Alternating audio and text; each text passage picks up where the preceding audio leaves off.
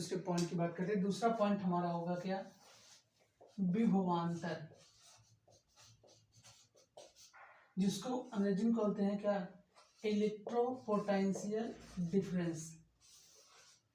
इसके बारे में हमको क्या जानकारी होनी चाहिए। विभवांतर क्या होता है, जैसे मान लीजिए कि ये कोई प्लस क्यू आवेश है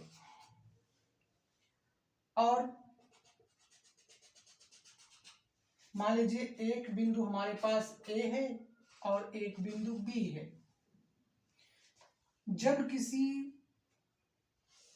परीक्षण आवेश को किसी दूसरे आवेश के समीप ले जाते हैं तो प्रतिकर्षण बल लगता है।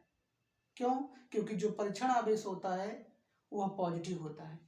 पॉजिटिव आवेश के पास ले जाएंगे तो उसमें प्रतिकर्षण बल लगेगा, तो जब प्रतिकर्षण बल लगेगा तो पास ले जाने में हमको कुछ काम करना पड़ेगा।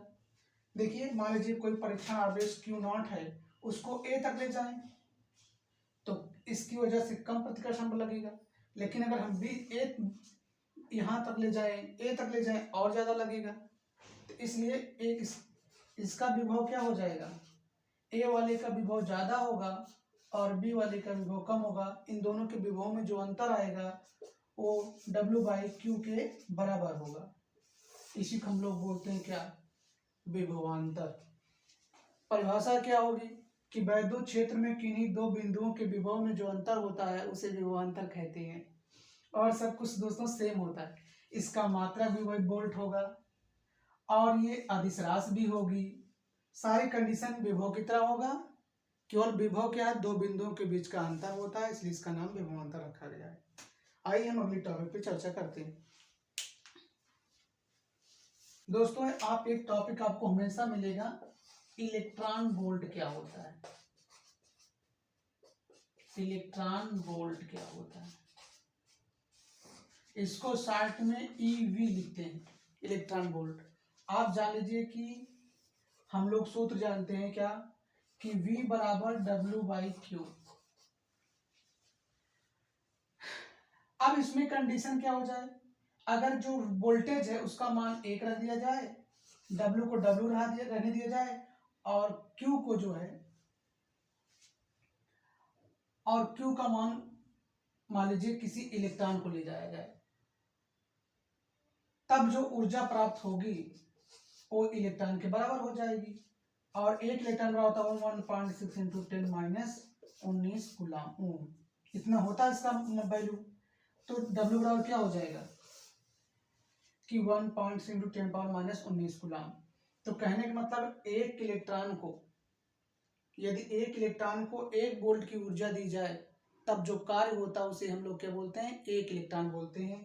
अगर कहीं लिखा है कि 1 इलेक्ट्रॉन वोल्ट बराबर, तो हो जाएगा 1.6 × 10⁻19 जूल, क्योंकि कार्य का मात्रा क्या होता है, जूल। तो अगर 2 कहेगा 2 इलेक्ट्रॉन वोल्ट, इसी में 2 से मल्टीप्लाई कर देंगे। ऐसे हम लोग इलेक्ट्रॉन वोल्ट के बारे में जानकारी याद रखते हैं। इतना आप जरूर याद रखिए, ठीक। ये भी आपको सवाल लगाने में मदद साबित करेगा, यह मदद करेगा। आइए अगले पॉइंट पर चर्चा कर। कहते हैं ना कि कौन कहता है उसका पता नहीं, कौन कहता है उसका पता नहीं, ढूंढने की हद तक कोई गए नहीं, ढूंढो।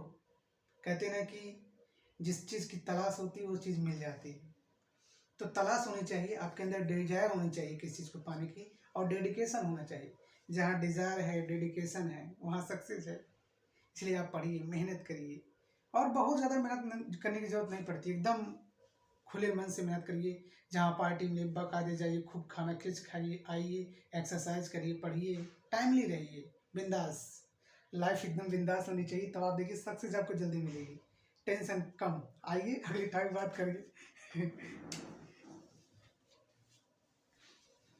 आइए दोस्तों अगला पॉइंट देखते हैं। चौथे पॉइंट हम लोग ये देखते हैं कि यदि हम मान लीजिए हमारे पास 3-4 आवेश हों। मान लीजिए कोई वस्तु है और उससे मान लीजिए -Q1 आवेश है, +Q2 आवेश है, +Q3 आवेश है और फिर -Q4 आवेश है। और किसी बिंदु से, मान लीजिए कोई बिंदु है, उससे दूरियां इनकी अलग अलग, मान लो R1 है, इसकी R2 है, इसकी R3 है और इसकी क्या है, R4 है। तो यदि बिंदु P पर हम लोग तब विभव निकालना चाहें, विभव क्या हो जाएगा, तो तो सूत्र याद रखिएगा 1/4πε0 इंटू Q1/R1 और चिन्ह जरूर लिया जाएगा। क्यों दोस्तों? क्योंकि यह जो विभव होता है एक अदिश राशि है और जो अदिश राशियां होती हैं, जो स्केलर क्वांटिटी होती हैं, उसमें हम लोग क्या करते हैं, साइन का चिन्ह भी लेते हैं। ये देखिए -Q1 होगा और प्लस क्या हो जाएगा, Q2 क्या हो जाएगा, R2 हो जाएगा, प्लस उसके बाद देखो Q3 क्या R3 हो जाएगा और उसके बाद प्लस ये जो माइनस है इसको ले जाएगा Q4/R4 हो जाएगा। इस तरीके से सबको हम लोग निकाल करके क्या करते हैं, जोड़ लेते हैं और हमारा विभव का सूत्र आ जाता है। जब हम इस पे न्यूमेरिकल बताएंगे तो आपको बहुत बेहतरीन समझ में आएगा। आप इतना ध्यान दीजिए, आप पढ़े होंगे तो जरूर कुछ न कुछ आपको कॉन्सेप्ट ध्यान आ रहा होगा, नहीं आ रहा होगा तो आप किताब से भी रिवीजन करिए। आइए अगले पॉइंट पर चर्चा करते हैं। तो दोस्तों अब अगले पॉइंट हम लोग क्या देखेंगे, अगले 5वां पॉइंट देखते हैं।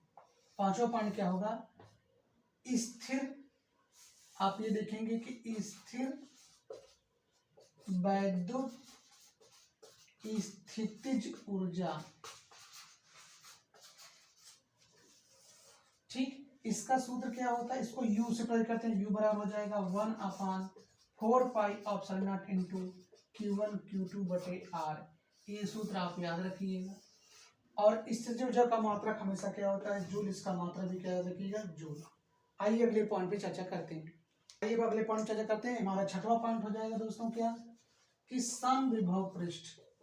समविभव पृष्ठ, इसके नाम से खुद स्पष्ट है कि समविभव ऐसा पृष्ठ वैद्युत क्षेत्र में खींचा गया वह काल्पनिक पृष्ठ जिसके प्रत्येक बिंदु पर विभव का मान समान होता है, उसे समविभव पृष्ठ कहते हैं। दोस्तों इसका क्या याद करिएगा, जैसे मान लीजिए कोई प्लस Q आवेश है, इसके चारों ओर एक ऐसा पृष्ठ हम लोग बनाए जिसपे क्या हो, विभव का मान क्या हो, हर जगह विभव का मान क्या हो, समान हो। चाहे वो बिंदु मान लीजिए ये है इक्यू पोटेंशियल सरफेस, जिसे अगर मान लीजिए बिंदु A है और ये बिंदु B है, तो जितना विभव बिंदु A का होगा उतने विभव बिंदु B का होगा। तो जब किसी आवेश को, मान लीजिए कोई परीक्षण आवेश Q0 है, उसको A से B तक ले जाए तो क्या कार्य करना पड़ेगा, हम लोग सूत्र जानते हैं क्या, V बराबर W/Q0। तो यहां से कार्य बराबर क्या हो जाएगा, V इंटू Q0 हो जाएगा। तो W बराबर कितना हो जाएगा, V, क्योंकि आप देखते होंगे जो A का विभव है वही B का भी है। तो अगर हम विभवांतर निकालेंगे इसका तो डेल्टा भी यही कर देंगे, यहाँ भी डेल्टा भी कर देंगे। तो निकालेंगे क्या हो जाएगा, VA minus VB into Q0। यह कह सकते हैं W बराबर क्या हो जाएगा, जो A का है वही B का होगा। अगर मान इसका 2 वोल्ट है, इसका भी 2 वोल्ट है, इसलिए क्या हो जाएगा, 2 - 2 बराबर 0 और Q0 से गुणा करेंगे, W बराबर क्या आ जाएगा, 0। कहने का तात्पर्य यह है कि ये समविभव पृष्ठ पे क्या होता है कि यदि किसी आवेश को एक बिंदु से दूसरे बिंदु तक ले जाएं तो किया गया कार्य हमेशा क्या होता है, शून्य होता है। तो इन्हें 2-3 पॉइंट आपको याद रखना। पहला पॉइंट क्या याद रखना है, कार्य हमेशा शून्य होगा। तो समविभव पृष्ठ पर कार्य का पहला पॉइंट क्या है, W बराबर 0।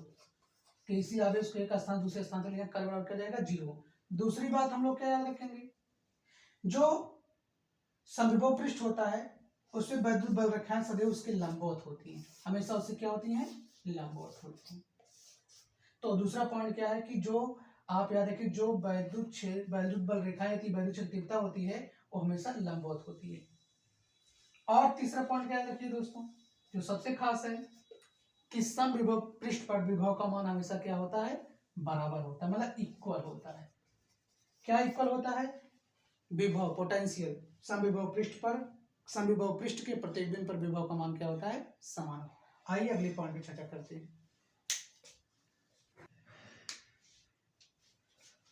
आइए दोस्तों अगला पॉइंट देखते हैं, 7वां पॉइंट, वैद्युत द्विध्रुव के कारण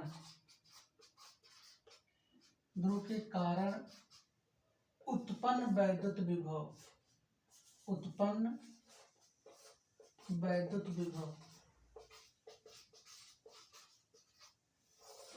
तो 2 कंडीशन इसमें दोस्तों हो जाती है। एक कंडीशन क्या होगी हमारे अच्छी स्थिति में, जो बताया भी थे आपको, अच्छी स्थिति में क्या हो जाएगा, V बराबर हो जाएगा 1/4πε0 P/R²। ये सूत्र आप याद रखिए।